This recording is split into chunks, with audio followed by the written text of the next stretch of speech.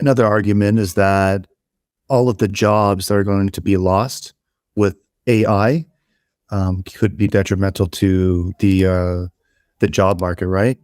For example, one of the jobs that's being rapidly is going to be rapidly affected is journalism, right? Because GPT-4, Thank fuck for that. yeah, right. GPT-4 can write articles hell of a lot better than any journalist can, probably, right? Well, I just want to riff off that real quick, right? So you would think that maybe, like, okay, yes, GPT-4 can write stuff. I don't think it can write better than any journal. Like, yeah, the best human journalist is probably going to write a better article than GPT-4, and be able to, sort of fact check it at this stage better than GPT-4. Okay, because it still does tend to make some shit up, but so do human journalists all the time. That's like why a lot of journalism is shit nowadays, because people just make shit up. But one really powerful use case is not using GPT-4 to come up with articles, but to actually feed articles into it and get it to do a comparison, right? Get it to find out, like, what sort of language is this article using? You can get it to go through the order of events chronologically and see if the journalist has misrepresented certain things. And so you can actually use it as this amazing tool to navigate the bullshit and the misinformation and disinformation that's being put out by news outlets or, media outlets. And so that's a phenomenal use case for GPT-4, not creating the articles, but actually dissecting, critiquing, and criticizing these articles to help you get a better understanding of a clearer view of what actually might have been happening there, as opposed to just the biased view that the reporter or the news outlet has put on it. Have you seen? I can pull up a couple tweets about this. It's amazing, but yeah, really cool. Another job that's at risk, or probably already is people are already losing jobs in this sector, I believe, is programming, 3D modeling, and the art industry as well. So that's kind of a bummer for many people who enjoy coding and 3D modeling and art. But this is something that occurs always when technology advances. We have had this happen time and time again, where jobs are being replaced by technology, and we're just forced to sort of utilize it in a way where we continue working, and new jobs are always created with technology. So I don't think it's that much of concern if we're thinking about everybody, right? Like if we are thinking about like the individual who is in that job market, I saw you you shake your head, but what do you want to say?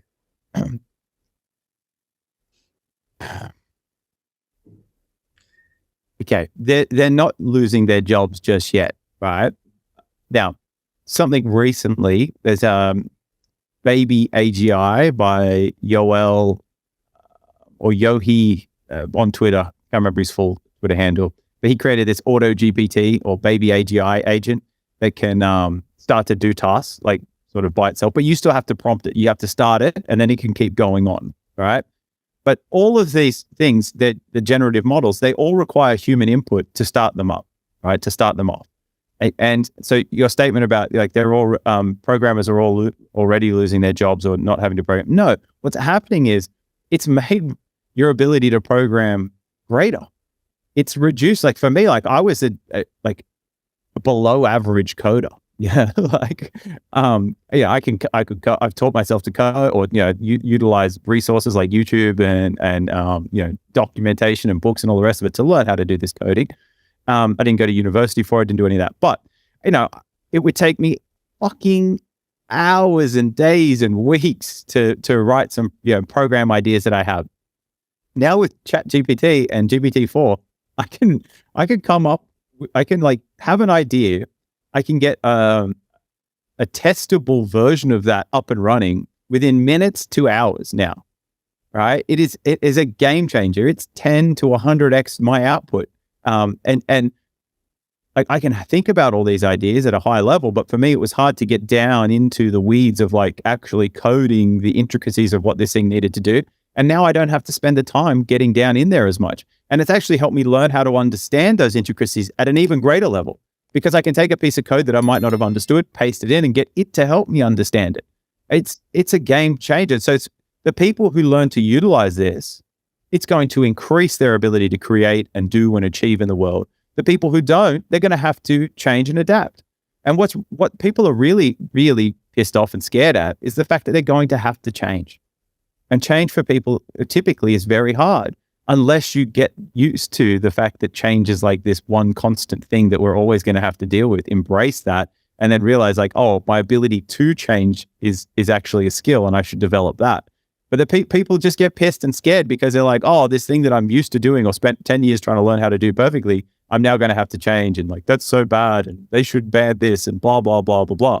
But it just never works. Like you said, the technology will create more jobs and it's going to increase our ability to do and create things in the world, especially if you use it that way. Like, I've got fucking hundreds of docs that I've created with GPT over for the last couple of months. I've got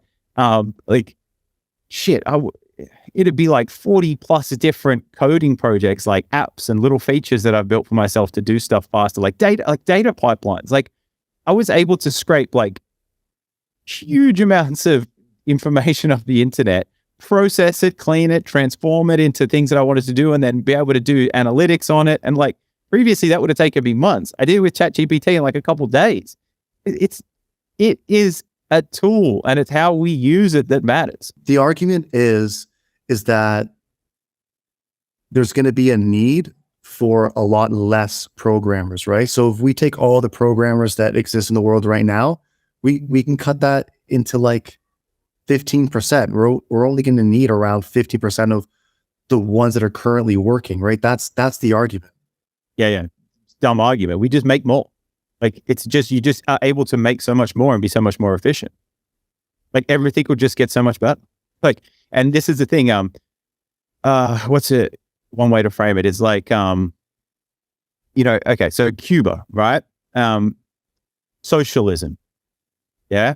They're like in Cuba, it's like, get rid of the sort of capitalism. We're just going to, you have one laundry detergent, you have one brand of bread, you have one brand of shoes, you have one brand of toothpaste, and then, everyone just gets that one brand, etc. Well, you end up with, turns out when you do that, you end up with really shitty products. and it's the fact that if in the sort of capitalist way, where you have that free market, that it's the competition. It's the fact that other people can create a bread company or other people can create a detergent company that sort of leads to better products over time because they're competing against each other. And that competition against each other causes, the better things to win, right? Sometimes it's the people who have the most money or who have the dirtiest tactics as well. So it's not perfect, right? But that's the general idea behind it. And it typically sort of works, right? It's better than not having it, so to speak. And so with this, with having, the ability to code and to create things becoming, sort of easier and faster for people, it's going to allow us to develop better products, better technologies, better use cases for all this stuff over time. It's just going to increase. It's going to make it better if we use it for that. And again, these things aren't good or bad. They're what we do with them. So if we focus on trying to make better products and utilize these things better, the stuff will just get better.